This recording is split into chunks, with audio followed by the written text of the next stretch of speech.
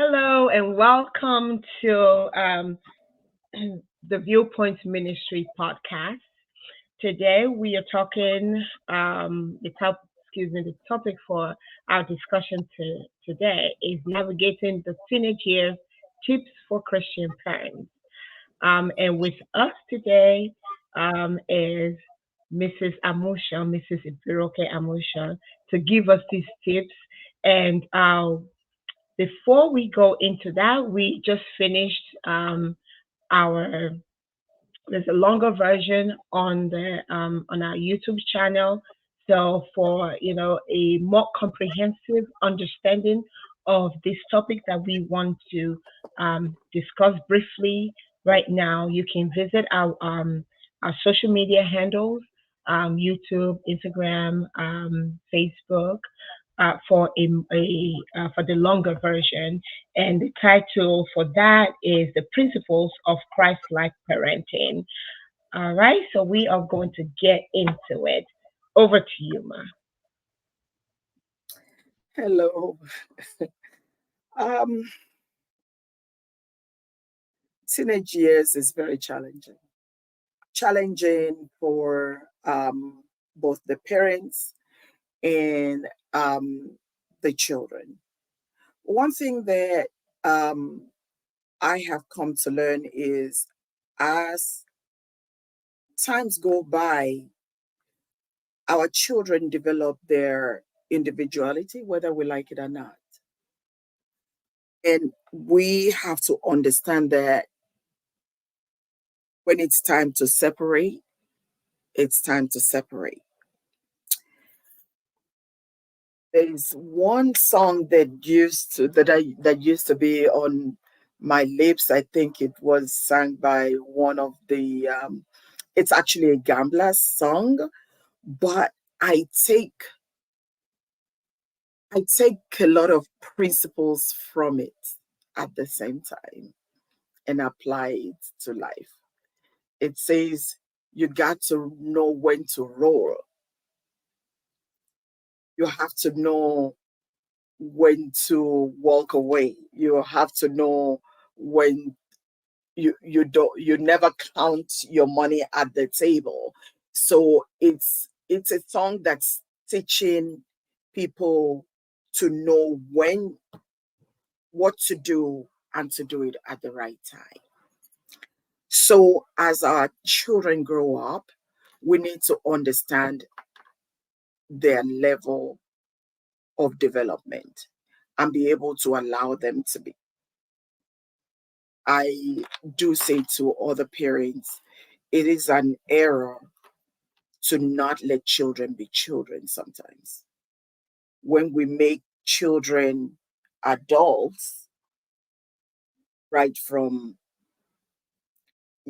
uh, 2 years or a year, oh, she's doing so well, and we're giving them things that's supposed to be for later times. Now it's different because that has actually become the norm of the society. Technology has grown in such a manner that doesn't separate children.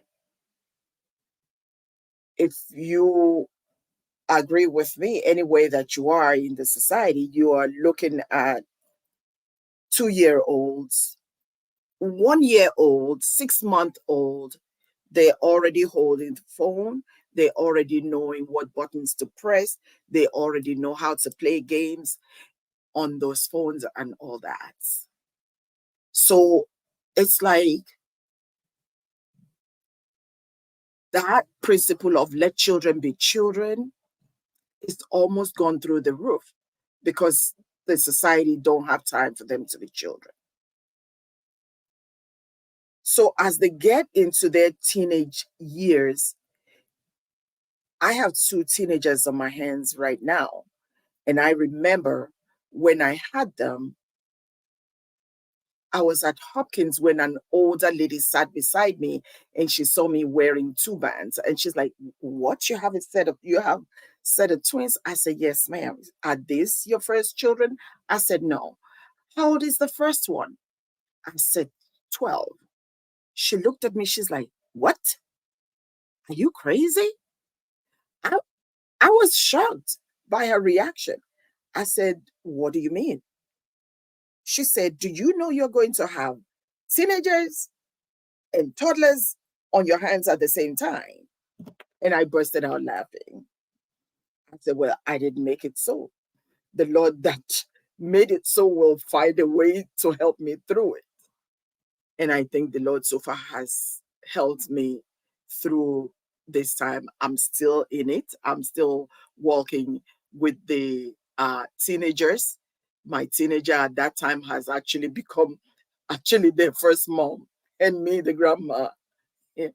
But I think what works most with teenagers is communication, open communications, in helping them to navigate, the world around them and be able to separate, uh, to be able to separate what's wrong from what's right. As Christians, we talk about biblical principles.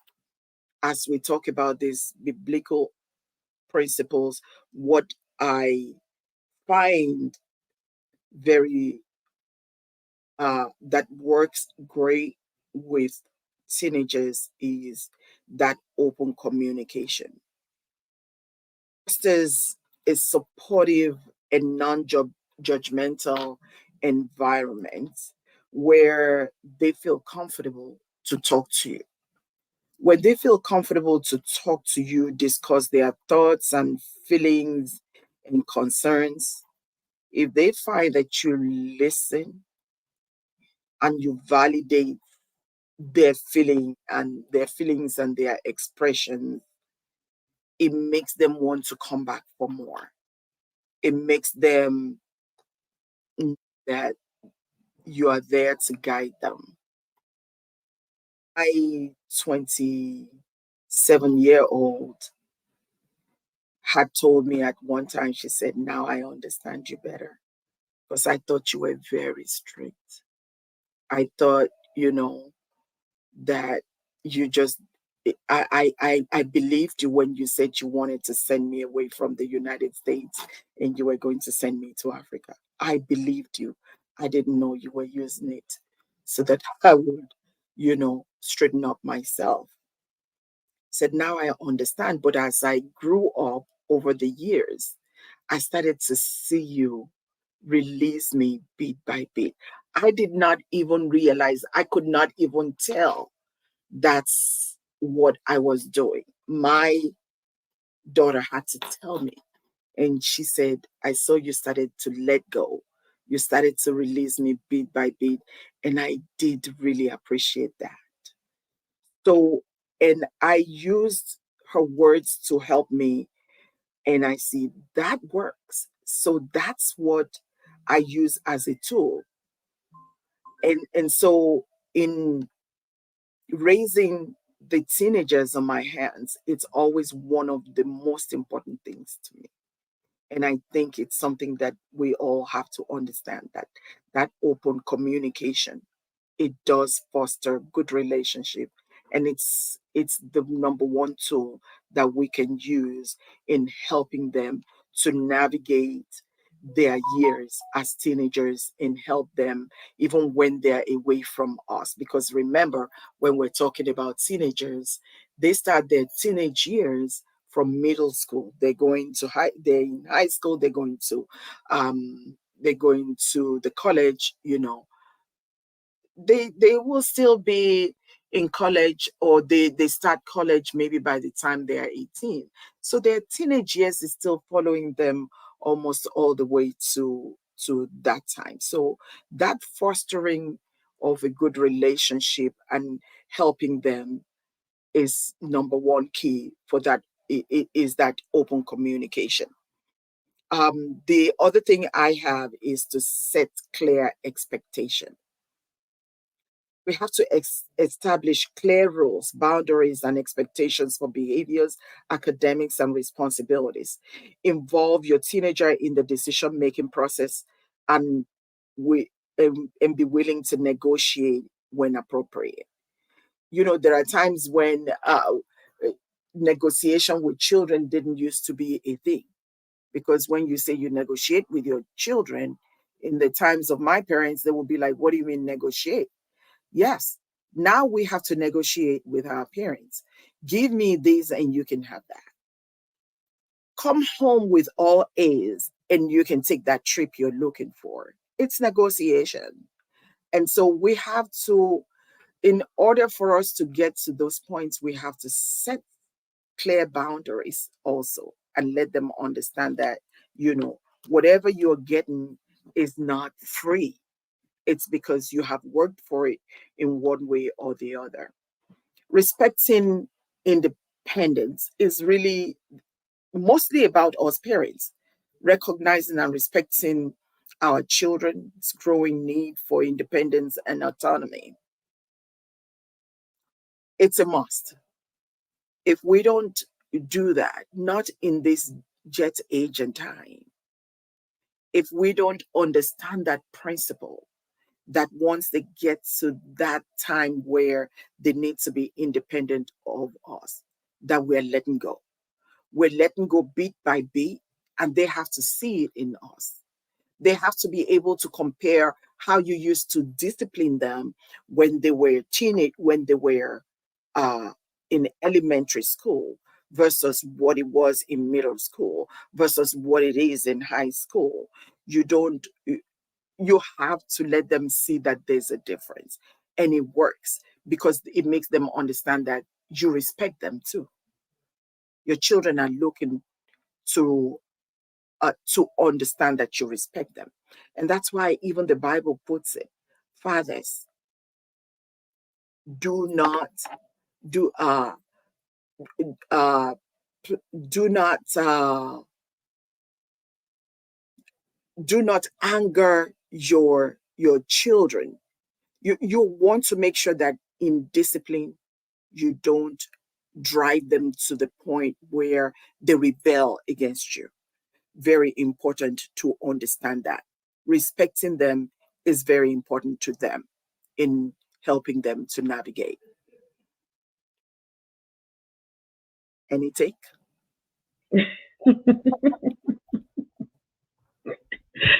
Thank you, Ma. So, open communication when we're dealing with teenagers, supportive and non-judgmental, creating a supportive and non-judgmental environment, setting clear expectations, and recognizing and respecting their independence. I think for many parents that might be a very challenging one. Recognizing that your baby is no longer a baby and they are, oh my god, I have a 10-year-old, and every time I even say to her like, where what did you do with my baby, you know I,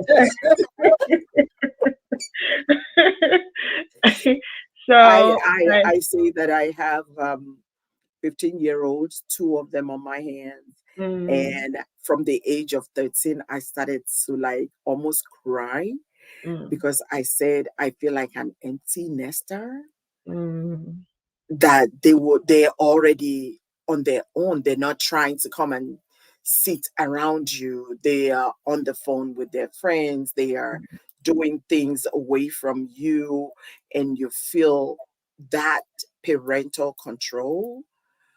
It's about love for us.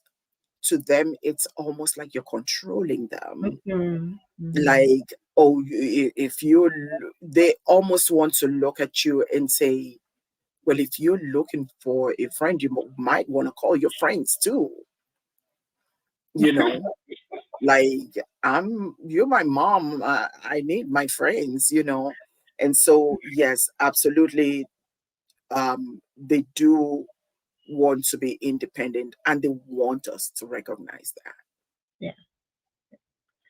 Wow, it's been awesome. Thank you so much, Ma, for all these great points. Thank you, thank you, thank you, thank you. All right. So, well, we are wrapping up for today's edition of um, the podcast for the Viewpoints Ministry today. And as we go, please remember to um, check us out every Friday night. We release a new podcast every Friday night. So please look forward to that. And until next time, have a great one. Have a wonderful week, and we'll see you next time. Bye bye.